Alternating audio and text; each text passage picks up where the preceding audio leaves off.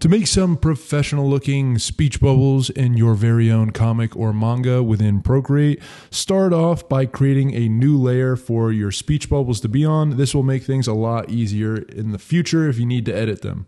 I like to personally rename my layer to speech or text bubble in order to stay organized, but you do whatever makes you happy.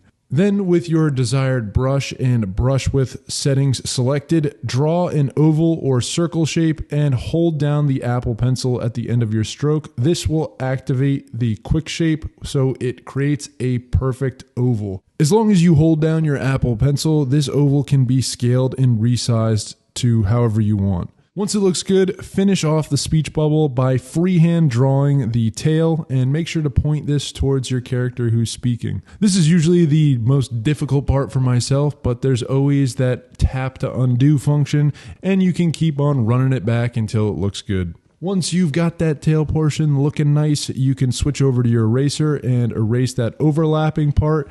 At this point, you want to make sure that the tail connects fully to the existing lines and that there are no gaps whatsoever. This way, you can drag and drop, fill the speech bubble with white or whatever color you want for the background for your text. This way, when you add your text on top of it, it will be in the foreground of your drawing, and anything behind, so the line work in your panel, will be behind the speech bubble and the text will be clear to read. Remember, if you did this on a separate layer, you can always select that layer and resize the speech bubble if needed or move it around. And you can always use the magic select tool as well to free transform a particular portion. Anyways, that's pretty much it. Thanks for tuning on in and we'll catch you next time. Adios, amigos.